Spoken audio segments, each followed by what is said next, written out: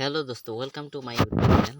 আজি ভিডিঅ'টো হৈছে EWS আপোনালোকে চাৰ্টিফিকেটটো কেনেকৈ বনাব আৰু কোনসকল কেটেগৰী বনাব পাৰিব আৰু ইয়াত কিমান ফেচিলিটি দিয়া হয়, কিমান পাৰ্চেণ্ট দিয়া হয়, গোটেই কথা জনাম।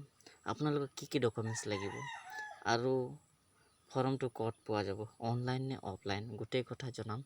কি ডকুমেণ্টছ লাগিব, ক'ত জমা দিব লাগিব, কেনেকৈ বনাব লাগিব আৰু ফৰ্মটো ক'ত পোৱা যায়, গোটেইখিনি জনাম। আহক আমি ভিডিঅ'টো এতিয়া আৰম্ভ কৰোঁ।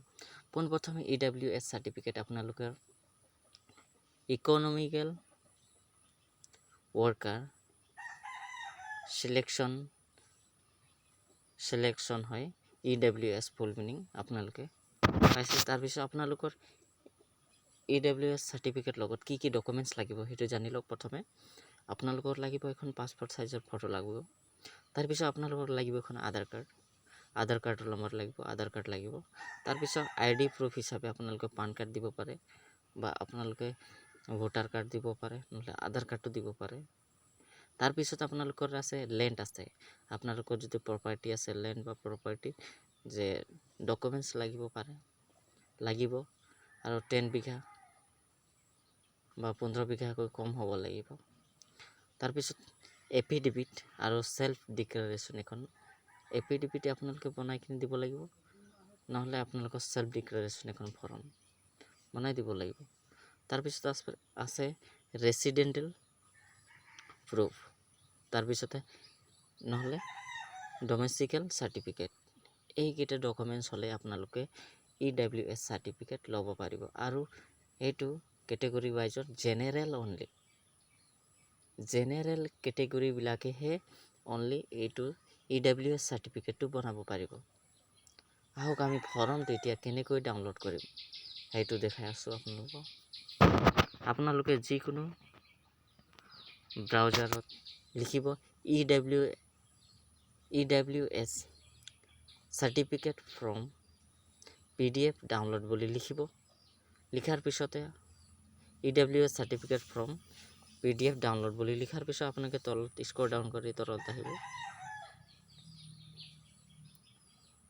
অহাৰ পিছতে আপোনালোকে এইটো application form for the economical worker section income, আপোনালোকে এইটো ফুল মিনিং হয়। আপোনালোকে ইয়াতে ক্লিক কৰি ল'ব। ছেকেণ্ডটোত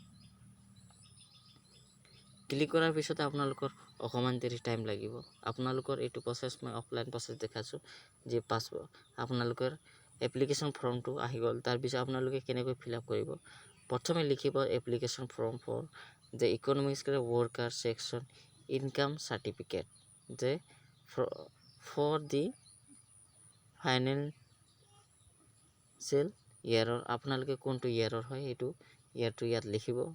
তাৰপিছত এপ্লিকেণ্টৰ ডিটেইলছ আপোনালোকে দিব লাগিব, এপ্লিকেণ্টৰ নাম, তাৰপিছত তাৰ ফাদাৰ নাম, তাৰপিছত জেণ্ডাৰ ছিলেক্ট কৰিব, তাৰপিছত ডেট অফ বাৰ্থ দিব। তাৰপিছত আছে আধাৰ নাম্বাৰটো অপশ্যনেল হয়।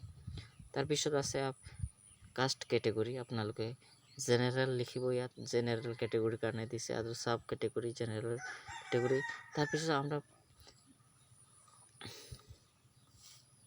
প্ৰেজেণ্ট এড্ৰেছ আপোনালোকে ইয়াত দিব, যে ডোৰ নং বা হাউচ নং ইয়াত দিব। তাৰপিছত লোকেলিটি বা লেণ্ডমাৰ্ক ইয়াত দিব। তাৰপিছত ষ্টেট লিখিব, ডিষ্ট্ৰিক্ট লিখিব, মণ্ডল লিখিব, ভিলেজ লিখিব, পিনক'ড দিব। তাৰপিছত পোষ্টেল এড্ৰেছ ইন ছেম হয়, তেতিয়াহ'লে এইটো নিলিখিলেও হৈ যাব। তাৰপিছত আছে আপোনালোকৰ ইনকাম ডিটেইলছ দিয়ে, ইনক্লুড চেলাৰী বা এগ্ৰিকালচাৰ বা business profession etc for of the financial year prior to the year of application, যে এপ্লিকেণ্ট ইজ বা হাৰ ফেমিলি কিমান হ'বলৈ 6 লাখকৈ কম হ'ব লাগিব। এইটো কথা ইয়াত লিখি দিব। 6 লাখকৈ কম হ'ব লাগিব। ইয়াত কিমানটো হয় 6 লাখ পৰা কম লিখি দিব এইটো। তাৰপিছত আছে আপোনালোকৰ এইটো এক্সটেণ্ড ইনফৰমেশ্যন এপ্লিকেণ্টৰ হিজ বা হাৰ বা ফেমিলি, এইটো আপোনালোকৰ কি আছে। 5 এৰিয়া এগ্ৰিকালচাৰৰ লেণ্ড, আপোনালোকৰ যদি আছে তেতিয়া ইয়েছ কৰিব, নাই যদি ন কৰি দিব। যদি এবভ আছে তেতিয়াহ'লে আপোনালোকে নকৰিব। যদি 5 এক্ৰছ বাই কডিং লেণ্ড আপোনালোকৰ আছে তেতিয়াহ'লে কৰিব। তাৰপিছত আছে আপোনালোকৰ residential flood of 1000 square foot above আছে, য়েছ কৰিব, নাই যদি নকৰিব। তাৰপিছত residential flood N 100 only square foot আছে এবভ অফ দ্য মানচিপালিটিজ যদি আছে আপোনালোকে য়েছ কৰিব, নাই যদি ন কৰি দিব।